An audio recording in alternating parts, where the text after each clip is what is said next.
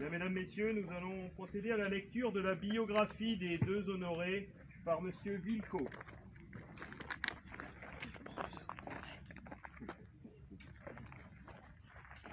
Biographie d'Alfred Saumon.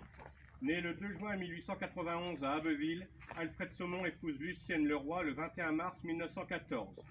Fantassin pendant la Première Guerre mondiale, son attitude exemplaire lors des combats de 1915 lui vaudra la citation suivante. Excellent caporal, s'est brillamment comporté dans les différents combats et particulièrement au combat du 24 avril 1915, où il y eut une violente commotion après avoir été enterré par l'explosion d'un gros projectile. Il fut ensuite décoré de la Croix de guerre avec étoile de bronze. Cette explosion lui causera d'ailleurs une importante baisse d'audition. Après la Première Guerre, il tient avec sa femme un commerce de débit de boissons articles de pêche, rue des Lingers à Abbeville. Dès août 1940, il organise une chaîne d'évasion de prisonniers de guerre français et alliés afin de leur faire traverser la zone interdite. En décembre, il établit le contact avec Walter et Andrieux du réseau du Musée de l'Homme. Il réussit le passage de 297 prisonniers français, 41 soldats britanniques et 1800 jeunes venant du Nord et de Belgique désireux de rejoindre l'Angleterre ou l'Afrique du Nord. Le 13 avril 1941, il est arrêté sur dénonciation et condamné à 3 ans de prison par la Feldkommandantur d'Amiens pour avoir falsifié des documents et avoir fait passer la ligne nord-est aux prisonniers français évadés du camp d'Abbeville. À la prison d'Amiens, il organise un service de correspondance pour les résistants internés grâce à la complicité d'un gardien-chef originaire d'Abbeville qui laisse son épouse Lucienne ramener le courrier des prisonniers. Ses contacts à l'extérieur étaient Paul Bénard et Maurice Jumel. Il est gracié le 22 janvier 1943 pour avoir sauvé un gardien attaqué par un repris de justice et aidé à éteindre un incendie.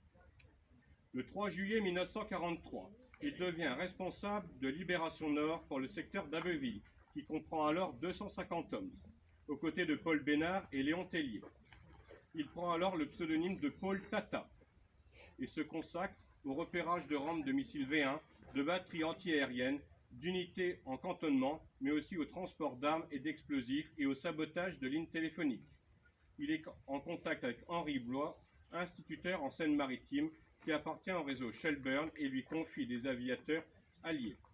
Il est l'un des principaux artisans des combats qui aboutissent à la libération d'Abbeville le 3 septembre 1944. Alfred Saumon est décédé en 1979. Alfred Saumon est chevalier de la Légion d'honneur, décoré de la Croix de guerre 14-18 et 39-45, de la médaille de la Résistance et d'un diplôme de gratitude du gouvernement des États-Unis.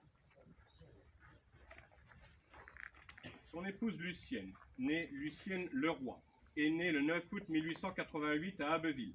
Elle y épouse Alfred Saumon le 21 mars 1914 et tient avec lui un débit de boissons, articles de pêche, rue des Lingers. C'est une femme très discrète et réservée.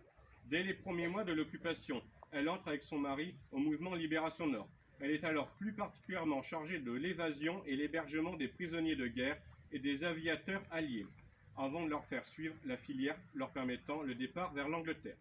Il lui fallait trouver des caches pour loger ces personnes, de la nourriture et des vêtements, le tout dans un contexte de pénurie et de surveillance étroite de la Gestapo.